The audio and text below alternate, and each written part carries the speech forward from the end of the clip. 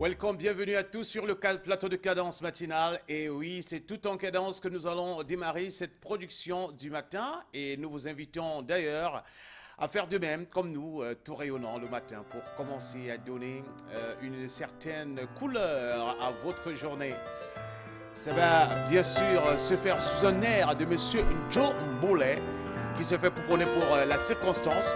Et nous sommes allés puiser dans cet opus à moto, belle chanson que vous allez devoir savourer pendant cette production tout au long de ces 2h30 que dure Cadence Matinale. Le temps de réveil en douceur, nous ne voulons pas brusquer vos habitudes, bien au contraire. Pour ceux qui sont rentrés de leur activité sportive, tant mieux.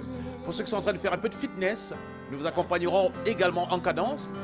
Et pour tous ceux et celles qui ont choisi de prendre leur petit déjeuner suffisamment tôt, parce qu'il faut partir tôt, éviter les embouteillages sur Douala, et comme toutes les grandes localités camerounaises d'ailleurs, plus on va tôt, mieux on a des chances d'arriver à faire quelque chose de bien. Bien, je ne peux que me croiser les doigts pour vous, pour que le meilleur vous accompagne en cette journée du 5 décembre de l'an 2012. Une date particulière pour certains qui célébreront aujourd'hui leur anniversaire. Nous y reviendrons forcément. Nous avons du cœur pour tous et toutes celles qui ont choisi cette émission ce matin pour commencer à voir le bon sens dans le sens de l'avoir et du devoir. Nous vous souhaitons le meilleur et commençons ici par Internet, votre traditionnel petit arrêt du matin autour de l'actualité internationale. Voici Internet.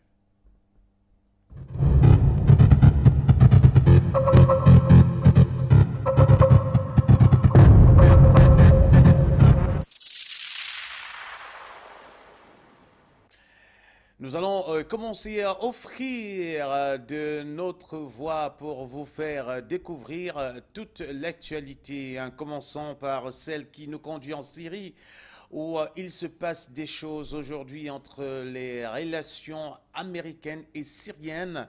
Grâce au Figaro, nous avons un titre: Obama doit réévaluer ses options militaires. L'occasion pour nous de revenir autour de cette actu.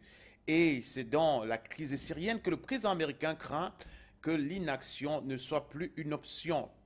En fait, il se dit que l'administration Obama a aussi été léthargique en Syrie qu'elle l'avait été en Libye au début. Ça a été rendu public par le Washington Post. L'inaction américaine a contribué à faire pourrir la crise, dit-on.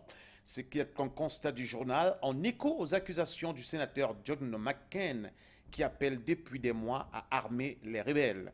Avec la menace croissante d'un recours aux armes chimiques par le régime de Bachar el-Assad, le président américain est forcé de réévaluer ses options militaires dans une crise syrienne qui menace de déstabiliser tout le Moyen-Orient. Je rappelle que lundi, d'ailleurs, nous faisions appel à cet article-là. Barack Obama a directement menacé Assad de conséquences s'il recourait aux armes chimiques, comme il l'avait déjà fait au mois d'août. Eh bien, le recours aux armes chimiques est totalement inacceptable, avait-il lancé depuis l'Université de la Défense à Washington. Le Figaro nous en dit plus aujourd'hui pour réévaluer pratiquement cette option avec Barack Obama et les États-Unis d'Amérique.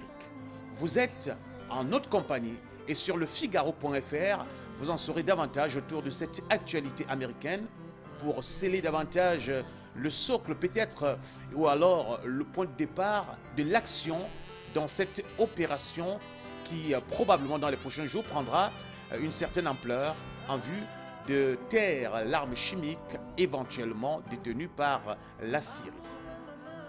Nous allons parler de la nature et des catastrophes naturelles en allant du côté de la Philippine pour vous offrir à travers le site internet canoe.ca un autre son de cloche autour du typhon Bopha qui a fait 82 morts. C'est un rapport qui a été rendu public par l'agence France Presse grâce à Jason Gutierrez.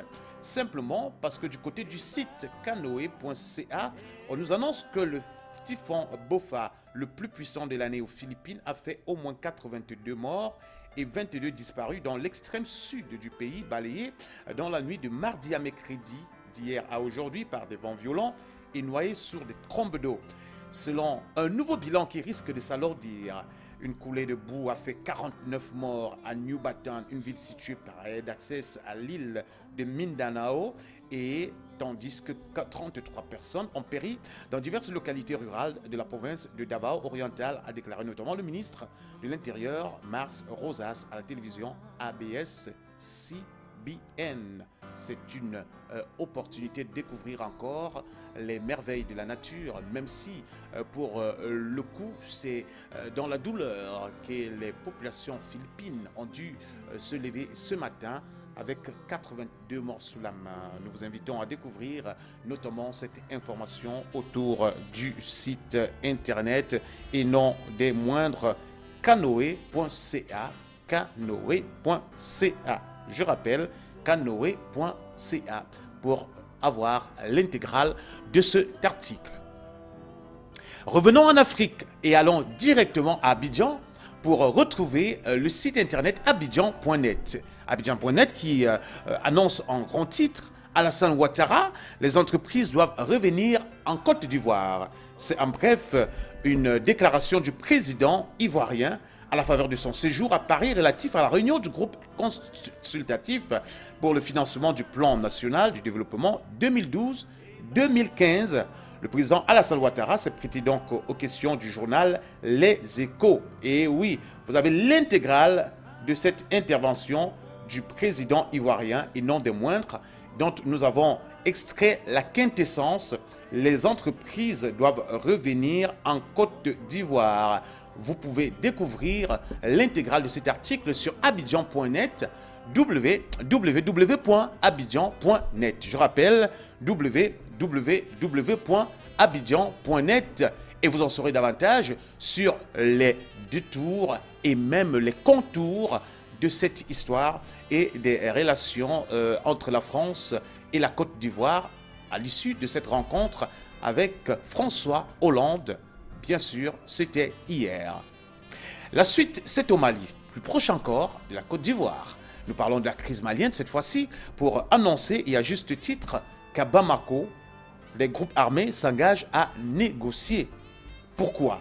Selon Libération.fr, le gouvernement malien et les groupes armés Ansar Dine et Minla, qui discutaient directement pour la première fois, se sont engagés mardi à Ouagadougou à un dialogue basé sur le respect de l'intégrité territoriale du Mali et le rejet du terrorisme pour régler la crise dans le pays. Dans le même temps, je rappelle qu'Alassane Ouattara, que j'annonçais tout à l'heure, le président d'ailleurs en exercice de la communauté économique des États de l'Afrique de l'Ouest, a appelé depuis Paris à déployer dans les meilleurs délais une force africaine pour chasser les islamistes armés qui dominent seuls le nord du Mali depuis juin dernier. Et ceci n'est absolument un secret pour personne. Il faudrait peut-être que quelque chose soit fait dans ce sens-là.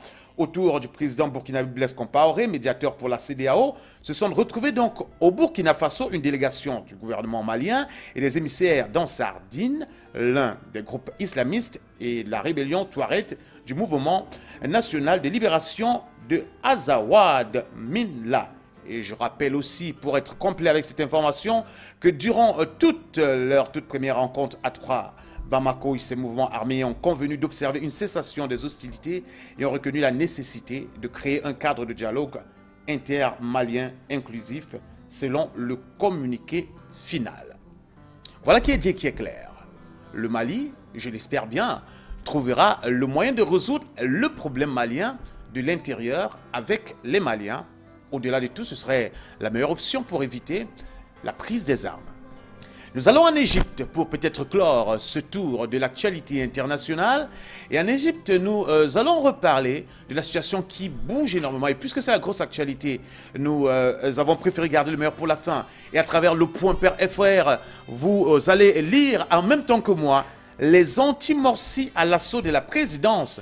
C'était hier. Et oui, les hostilités ont commencé.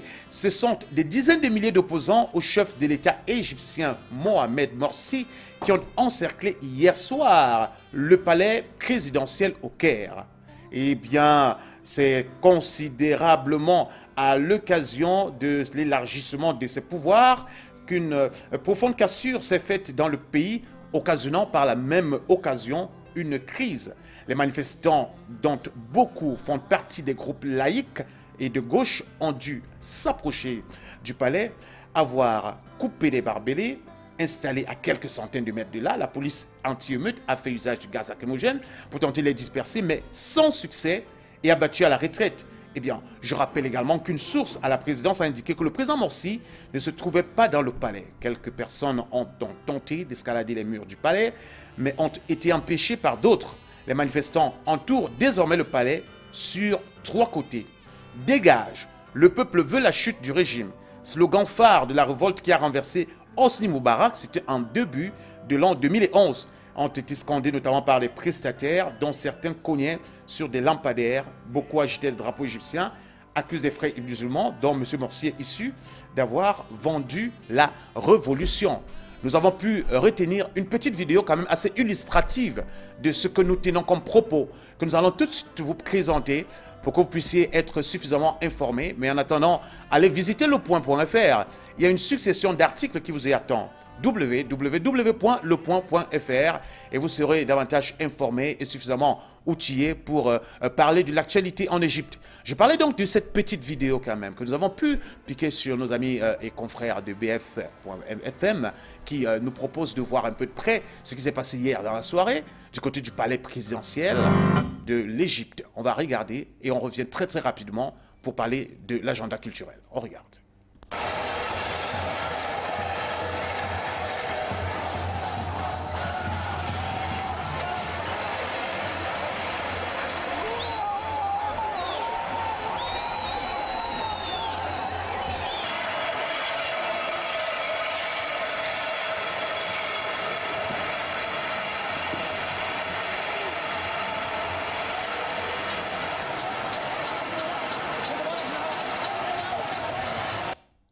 Alarmante situation quand même en Égypte quand même, hein, quand on voit ces images-là autour du palais présidentiel où les opposants sont liés, ça ne sent pas du tout bon pour le président Morsi, même si suffisamment soutenu par les frères musulmans dont il est issu. La révolution est bien en marche. Attendrons d'en savoir davantage et nous vous tiendrons bien entendu au courant. Nous allons remercier nos confrères de bfmtv.com chez qui nous avons pu avoir ces images assez illustrative de la situation en Égypte et notamment au Caire. Fin d'Internet, place à l'agenda culturel.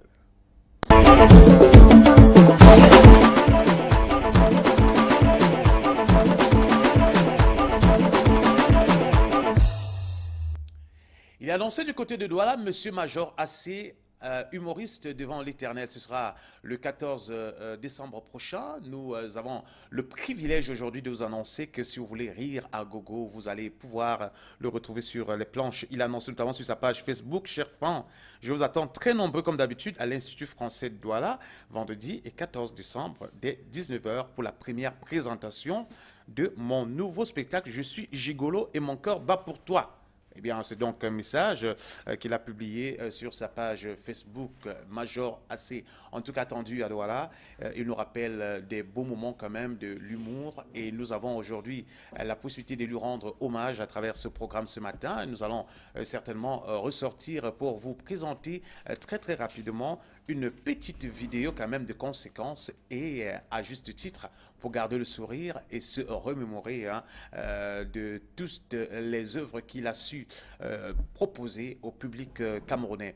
Major Assé dans un extrait d'un stand-up que nous avons pu repérer et récupérer pour vous à l'occasion, simplement pour vous amener dans son univers à lui et qui annonce d'autres couleurs, un tout autre son de cloche. Ce sera le 14 décembre prochain. On va regarder très rapidement. La bague qui est rare maintenant comme un bien de 1000 francs en janvier. Ma copine, maman, voyez comment elle brille. S'il te plaît ma copine, prête-moi un peu ta jolie robe de mariée là. On ne sait jamais. Quelqu'un peut trouver sa part de mari ici ce soir. Ma copine, quoi? Tu penses que moi-même je vois clair? Tu me vois sexy, sexy comme ça, comme un serpent totem.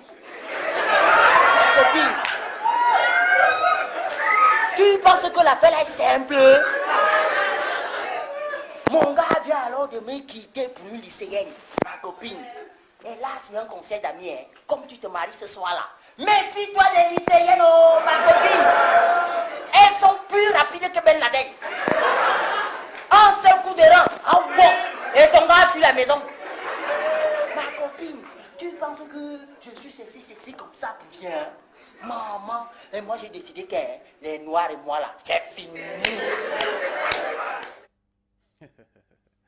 Ma copine, ah ben oui, ça fait un tabac, c'était en 2010 notamment, et nous avons pu retrouver cette vidéo qui a fait le tour du monde de Major AC, ma copine. Bon, mais là, il revient pour quelque chose de neuf quand même, eh bien, vous aurez l'occasion de le découvrir sur les planches de l'IFC, ce sera le 14 prochain.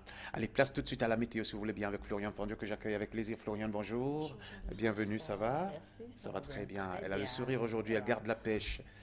Et oui, les téléspectateurs, ils sont contents quand même.